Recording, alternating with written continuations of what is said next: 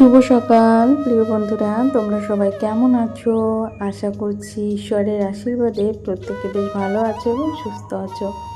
তোমাদের ভালোবাসা ও ঈশ্বরের আশীর্বাদে আমরাও প্রত্যেকে বেশ ভালো আছি। তোমাদের সবাইকে আমার আরও একটি ঝলমল ব্লগে অনেক অনেক স্বাগত।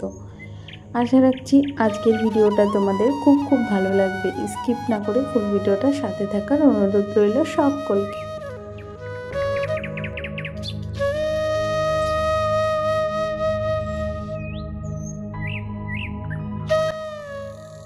আর এই ভিডিওটা শুরু করার আগে প্রথমত বড়দেরকে শত শত প্রণাম, ছোটদেরকে অনেক স্নেহ ও ভালোবাসা জানিয়ে তোমাদের সবাইকে সাথে নিয়ে ভিডিওটা শুরু করলাম।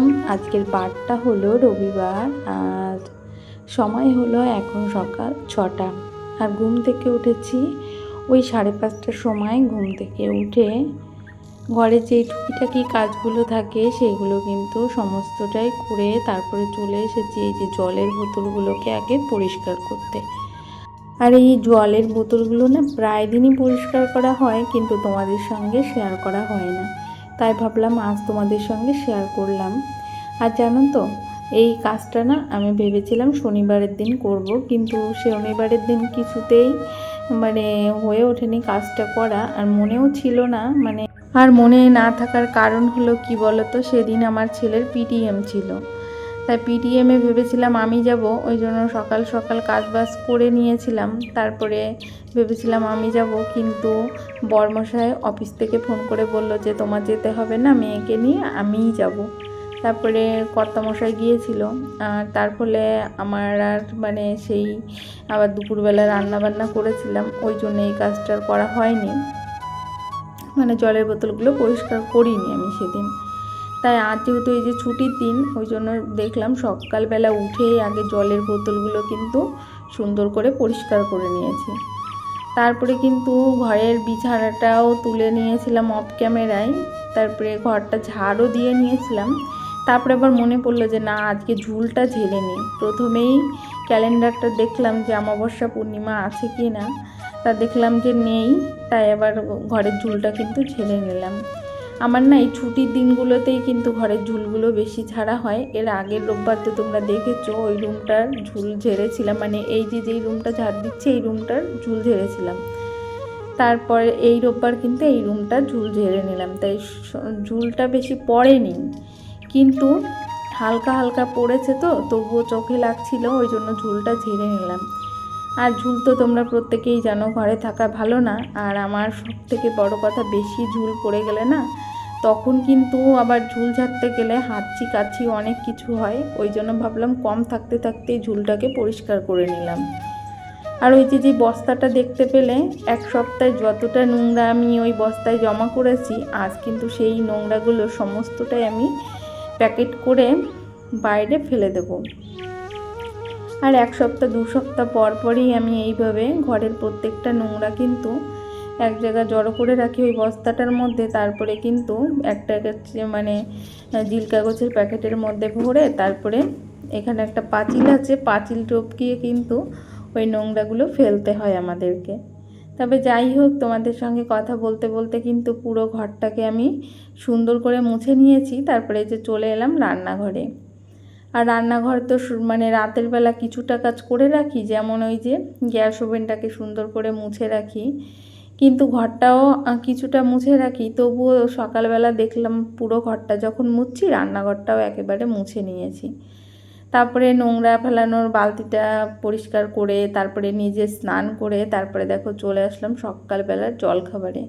আজকে জলখাবারে করেছিলাম চা, আর তার সঙ্গে একটা বাসি রুটি ছিল, আর কিছুটা চাউমিন করেছিলাম মেয়ের জন্য। তবে মেয়েও খেয়েছিল, আমার হাজব্যান্ডও খেয়েছিল, আর আমি এই যে মেয়ের পাতে যেইটুকু ছিল মেয়ে খায়নি, সেটুকু আবার আমিও খেয়ে নিলাম। তারপরে এখন আবার দুপুরবেলা রান্নাবান্না করব, তো তার জন্য কিছুটা রসুন ছাড়িয়ে নেব। আজ যেহেতু ছুটির দিন, আর ছেলে বাড়িতে থাকলে অনেক ধরনের পদে রান্নাবান্না করি, কিন্তু আজ ভেবেছি একদম সিম্পল একটা মাছের তরকারি ভাত করব, আর কিছুই করব না। তার জন্য আজ যে তরকারিটা করব রান্না, তার জন্য কিন্তু অনেকগুলো রসুন লাগবে, তাই প্রথমে আমি এই যে রসুনগুলোকে ছাড়িয়ে নিচ্ছি।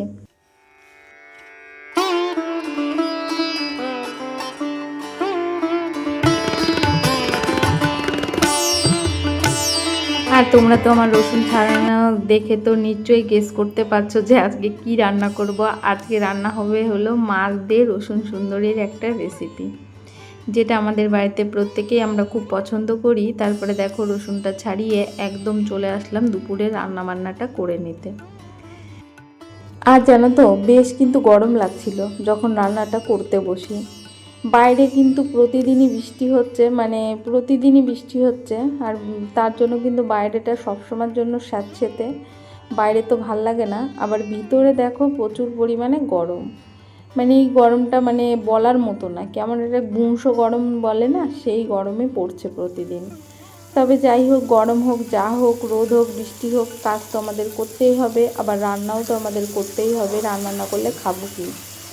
ওই জন্য যেহেতু সকালবেলা একটু রুটি খেয়েছি আর একটু চাউমিন খেয়েছি, ওই জন্য দেখো এই যে রান্না হচ্ছে। আর ভাতটা তো বসিয়ে দিয়েছি আগেই। আর এদিকে কিন্তু এই যে রেসিপিটা দেখতে পাচ্ছ তোমরা, এই রেসিপিটা কিন্তু এর আগে তোমাদের অনেকবার আমি মানে আমার ভিডিওতে তোমাদের দেখিয়েছি। আজ ওই জন্য পুরো ডিটেলসে আর দেখালাম না। আজ হলো মাছের রসুন সুন্দরী রান্না করেছে আমার বরমশাই, যেহেতু আমি রান্নাটা করিনি। আমি যখন ভাতটা বসিয়ে দিয়েছি, ভাতটা কিছু সময় হয়েছে, তারপরে বরমশাই বলল দাও আমি আজকের তরকারিটা রান্না করে দিই তোমাকে। আর ওর হাতের না এই রসুন সুন্দরীর রেসিপিটা কিন্তু অসাধারণ লাগে খেতে, মানে আমার তো ভীষণই ভালো লাগে। আর রান্নাটা ওই করেছে। আর এর মধ্যে কিন্তু মাম্মামকে ওই যে স্নান করিয়ে দিয়েছি, আর আমার মাম্মাম কিন্তু এখন ঘোরাফেরা করছে। আর আমি না এত পরিমাণে গরম লেগেছে, ওই জন্য আজকে চুলটা একেবারে বেঁধে নিয়েছি, মানে বিকালের কাজটা আমি দুপুরবেলায় করে নিয়েছি। আর এখন যেহেতু রান্নাবান্না হয়ে গেছে, আর ওর বাবা বললো একটু পরেই খাবে, মানে মেয়ের বাবা বললো একটু পরে খাবে, মানে এখন ওই 12টার একটু বেশি বাজে, তো বললো যে 1টার দিকে খাবারটা খাবে। তাই ভাবলাম ঘরে যেই কাজবাজগুলো আছে সেই কাজবাজগুলো আগে একটু গুছিয়ে নিই। এই বিছানাটায় মেয়ে আর মেয়ের বাবা অনেকটা সময় গড়াগড়ি করেছে, ওই জন্য এই বিছানাটা পুরো এলোমেলো হয়ে আছে। আর তোমরা যারা আমার প্রতিদিন ভিডিও দেখো তারা কিন্তু নিশ্চয়ই জানো আমি অগোছানো অপরিষ্কার ঘর দুয়ার একদমই রাখতে ভালোবাসি না, আর আমার পছন্দও হয় না। আমার যতই কষ্ট হোক তবুও কিন্তু আমি ঘর বাড়িকে সুন্দর করে গুছিয়ে রাখার চেষ্টা করি। আর এটা আমি প্রতিদিনই করি, যখনই সময় পাই তখনই কিন্তু আমি ঘর দুয়ারটাকে গুছিয়ে রাখার চেষ্টা করি। এটা করতে আমার যেমন ভালো লাগে, অগোছানো ঘরের মধ্যে বসবাস করতে কিন্তু আমার একদমই ভালো লাগে না। ওই জন্য আমি যতই শরীর খারাপ থাকুক বা আমার শরীর চলুক বা না চলুক, কিন্তু আমি যতক্ষণ পারি আমার ছোট্ট ঘরটাকে কিন্তু সুন্দর করে গুছিয়ে পরিপাটি করে রাখার চেষ্টা করি। আর যখন একদম পায়ে বল থাকে না, হাতে বল থাকে না, মনে বল থাকে না, সব কিছু দুর্বল হয়ে পড়ে, তখন কিন্তু আর আমি সংসারের কাজগুলো করতে পারি না। ওই যাকে বলে শরীরটা খারাপ, তখন আর করতে পারি না। তবে ওই যখন আবার ফিট হয়ে যায় তখন আবার মস্তিষ্ক ঠান্ডা রেখে কিন্তু প্রত্যেকটা কাজই সুস্থ মাথায় বাচ্চাকে নিয়ে করে নিই। তবে যাই হোক, তোমাদের সঙ্গে গল্প করতে করতে কিন্তু অনেকগুলো জামা কাপড় আমি ভাঁজ করে নিলাম। জানি না তোমাদের সঙ্গে বকবক করতে কেন আমার এত ভালো লাগে, ভীষণই ভালো লাগে জানো তো।